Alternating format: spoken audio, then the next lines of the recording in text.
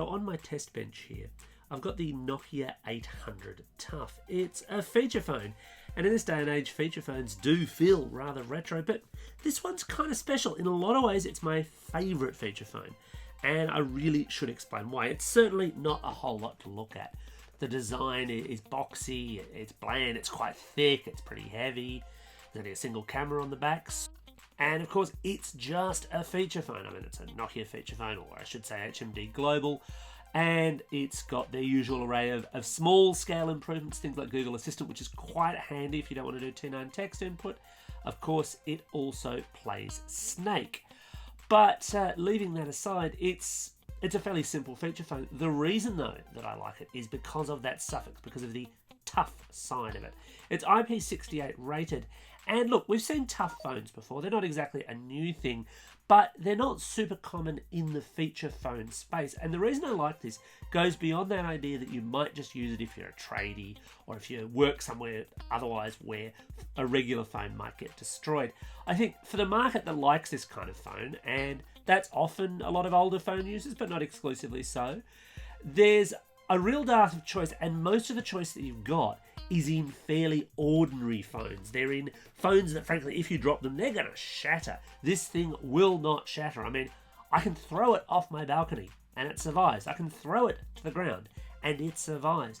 I can throw it at my front garden and it survives again and again and again. And what's more, when I'm done, sure, it's a little dirty, a little messy, but I can actually just run it under a tap and it is happy to keep on going. Again, IP68 rating, that's not unique. You could get that in an iPhone or a Samsung Galaxy or any phone you like.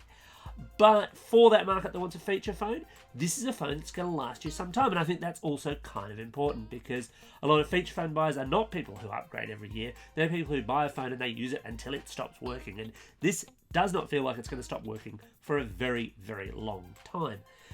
In terms of that ceiling, of course, you do get a few compromises. So you've got a headphone port and the charging port, which is micro USB, hidden under the flaps here. They're not too hard to open up. They're okay, basically. So what do I not like? Well, okay, so the camera is really awful. 2 megapixel, terrible resolution, terrible shutter speed. Basically, just don't. One other potential small-scale problem, I'm not a huge feature phone user, I'll be honest, but the buttons on the phone themselves, they're not huge. They're relatively small, and that could be an issue when you're trying to dial somewhere or if you're trying to hit a number quickly because, as you can see, my thumb covers the entire key, and it starts to cover the key on top of it. Again, that's a kind of precision question, but it could be a bit of a challenge for you. The Nokia 800 Tough is reasonably affordable. It's $199, and yes, you could buy a regular Android handset that would do quite a bit more than that for this kind of money. But I would argue that if you're in the market for a feature phone already, you're probably looking at $100 to $150 for one of those, and it's not going to be anywhere near as durable. This will almost certainly last you longer. Therefore, it does become better value within its segment. So what do you reckon? Are you keen on the Nokia 800 Tough? Let me know in the comments below. Don't forget to hit like and subscribe, and thanks for watching.